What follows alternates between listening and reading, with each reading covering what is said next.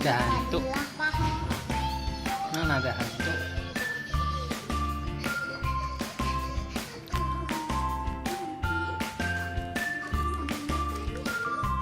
Papa habisin aja tuh.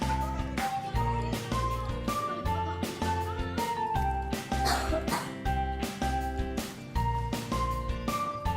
Pakai tadi waktu dia lulus kemarin nggak jadi mau berapa? Kenapa?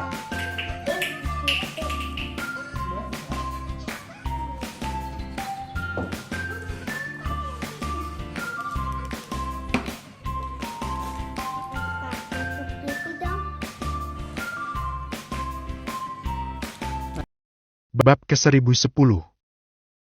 Bab 1010. Wajah Bim-Bim yang semula ceria seketika berubah tegang. Jemarinya yang memegang ponsel tampak sedikit kaku, sementara matanya terpaku pada deretan kalimat yang baru saja masuk. Perubahan drastis itu tidak luput dari pengamatan tajam Boy. Sebagai kakak tertua sekaligus seorang dokter, Boy sangat peka terhadap perubahan mimik wajah orang-orang di sekitarnya. Bim? Ada masalah? Mukanya langsung tegang gitu. Tanya Boy. Suaranya pelan namun mengandung rasa ingin tahu yang besar. Bim-Bim tersentak, cepat-cepat ia mengalihkan pandangannya dari layar ponsel. Ia berusaha mengulas senyum tipis, meski terlihat sangat dipaksakan. Gak ada apa-apa, Kak. Cuma urusan kerjaan sedikit. Jawabnya. Singkat. Cie, calon mantunya Om Joe lagi kerja keras biar dapat restu. Gurau Brian. Kalau mau pakai orang dalam aja. Kalau bapak negara yang lamar langsung diterima. Tambah Boy, melirik Alfian yang tertawa. Benar, Bim? Mau nikah secepatnya? Tanya Alfian. Belum, Pak, nikah harus siap mental. Kata Om Bara, cinta aja nggak cukup. Jawab Bim-Bim. Hati-hati keduluan. Banyak yang suka Yasmin, loh. Alia menambahkan.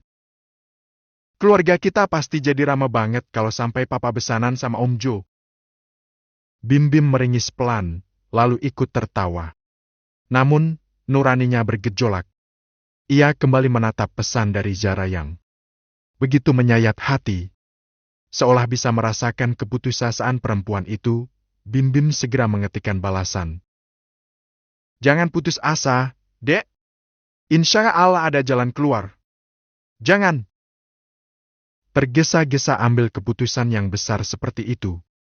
Aku takut kamu akan menyesal nantinya. Makasih, Kak. Ya, sama-sama. Kalau butuh bantuan bilang aja. Bim-Bim menghela napas panjang. Ia tahu betul bagaimana perjuangan Zara, dan ia tidak ingin sahabatnya itu menyerah pada keadaan hanya karena tekanan batin yang ia pikul sendirian. Di tempat lain, suasana rumah sakit tampak begitu sibuk. Dokter Fahri baru saja menyelesaikan visit pasien di bangsal saraf. Ia melangkah, menyusuri koridor diikuti oleh barisan mahasiswa koas yang sedang menempuh stage bersamanya.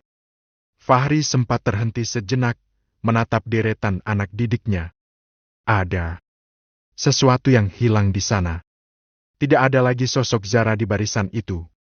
Istrinya itu memutuskan untuk mengambil cuti kuliah demi bisa fokus mengurus rumah tangga dan juga alasan Zara bahwa dunia kedokteran sebenarnya bukanlah minatnya. Fahri bahkan tidak tahu bahwa alasan Zara sebenarnya adalah karena ingin fokus pada pengobatan agar bisa segera memberikan keturunan. Pikiran Fahri kembali melayang pada pembicaraan mereka semalam. Permintaan Zara agar dirinya berpoligami terus terngiang-ngiang. Hati Fahri menolak keras. Nurani laki-lakinya tidak sanggup membagi cinta, apalagi jika alasannya hanya demi mendapatkan penerus untuk memenuhi keinginan orang tuanya. Dan Oma. Sebagai anak tunggal, Fahri memang memikul beban ekspektasi yang besar. Namun baginya, Zara adalah segalanya. Ia lebih memilih tidak memiliki anak daripada harus menyakiti hati istrinya. Sayang, lagi ngapain? Isi pesan Fahri kepada Zara. Tak lama balasan datang. Lagi bersih-bersih kamar, Mas. Pulang jam berapa? Kayaknya malam. Ada janji sama pasien. Tapi kangen kamu. Tulisnya disertai emoji peluk. Zara membalas dengan mengirim stiker hati, menciptakan senyum tipis di bibir sang dokter. Sementara itu, di ruang perawatan yang tenang, Aisyah merasa kondisinya jauh lebih baik. Meski bekas luka operasinya masih sesekali berdenyut, namun kehadiran dua jagoan kecilnya menjadi obat bius yang paling ampuh. Suara tangisan Abimana memecah keheningan. Brian yang sedang merapikan beberapa perlengkapan bayi langsung bergerak sigap. Tanpa terlihat canggung sedikit pun, ia mengangkat bayi mungil itu dari boksnya. Ternyata, kursus singkat merawat bayi yang ia ikuti secara diam-diam beberapa bulan lalu membuahkan hasil. Brian terlihat sangat ahli menggendong bayi dengan posisi yang benar. Ia menimang anaknya dengan satu tangan yang kokoh, sementara tangan lainnya dengan cekatan mengambil bantal dan meletakkannya di pangkuan Aisyah. Pelan-pelan ya, sayang. Bisik Brian lembut sambil menyerahkan Abimana ke pelukan ibunya. Aisyah tampak sedikit kaku. Ini adalah pertama kalinya ia memegang makhluk sehalus itu. Mas, aku takut salah pegang. Gimana cara menyusuinya? Dia nangis terus, ujar Aisyah panik saat Abimana mulai meronta karena lapar. Brian tetap tenang. Dengan penuh kesabaran, ia membantu memposisikan kepala bayi itu dengan benar dan mengarahkan ke dada istrinya.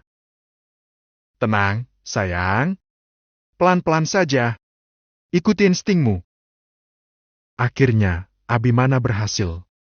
Bayi kecil itu mulai menyesap dengan kuat. Aisyah sempat meringis kesakitan karena tarikan pertama yang cukup kuat. Sakit ya? Kalau nggak kuat, kita pakai susu formula saja.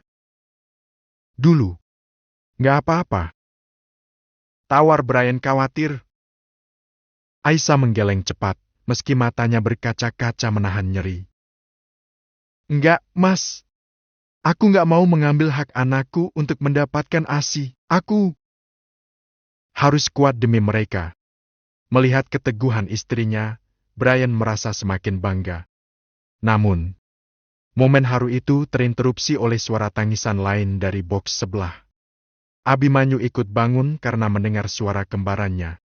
Brian segera beranjak, menggendong Abimanyu dan membawanya mendekat ke arah Aisyah agar bayi itu bisa mencium aroma ibunya. Cup, sabar ya, nak. Kamu harus antri sebentar. Adikmu belum kenyang. Nanti gantiannya, jagoan, bisik Brian sambil mengecup pipi putra pertamanya itu. Suasana kamar itu terasa begitu hangat. Di tengah hiruk-pikuk drama yang terjadi di luar sana, ruangan ini seolah menjadi surga kecil bagi Brian dan Aisyah. Sebuah awal baru yang penuh perjuangan, namun juga penuh dengan cinta yang tak terbatas. Brian meletakkan Abimanyu di dadanya, kehangatan itu membuat sang bayi mulai tenang. Aisyah menatapnya dengan mata berkaca-kaca. Merasa sangat beruntung memiliki Brian. Brian adalah sosok sempurna. Di hadapan semua orang ia adalah sosok yang dingin dan disiplin. Tapi, hangat pada istri dan anak. Mas, Abimana sudah. Ucap Aisyah. Dengan gerakan terlatih, Brian memindahkan Abimana ke sisi tempat tidur dan meletakkan Abimanyu di pangkuan ibunya. Bayi mungil itu menyesap lebih kuat dari adiknya. Brian lalu mengambil Abimana ke pangkuannya. Aisyah tersenyum sambil mengusap rambut halus bayinya. Ternyata begini ya rasanya jadi ibu. Berat? Bukan. Seumur hidup aku belum pernah sebahagia ini. hidupku rasanya lengkap. Apalagi punya suami sepertimu. Kalau aku miskin gimana? Sebenarnya, suami miskin itu bukan masalah. Bagi kami para istri, yang penting suami bertanggung jawab, mengasihi keluarganya, dan bisa membimbing keluarganya jadi orang yang lebih bersyukur. Banyak orang miskin yang hidupnya jauh lebih bahagia. Brian mengusap kepala istrinya yang terbalut hijab, mengecup keningnya dalam. Ia tahu Aisyah bukan tipe perempuan yang mengutamakan uang. Saat pertama kali kenal, Aisyah bahkan tidak tahu bahwa Brian adalah salah satu ahli waris keluarga dermawan. Ia malah mengira Brian hanyalah tukang ojek biasa yang sering mangkal di dekat tempatnya bekerja.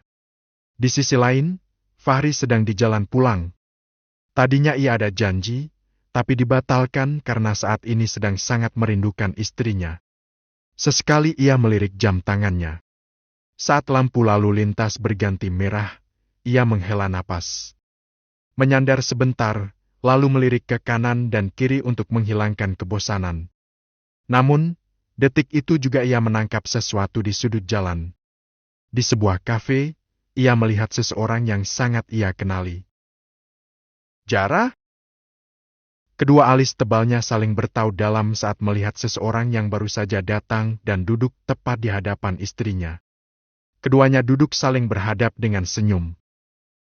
Bim Bim? Fahri mencoba menghilangkan pikiran negatif yang baru saja menyusup ke otaknya. Ia mengeluarkan ponsel dan mengirimkan pesan. Sayang, lagi di mana? Lagi di jalan, Mas. Mau senam? Benda pipi itu ia etakan dengan kasar ke jok sebelah. Senam macam apa di dalam kafe bersama lelaki? Geng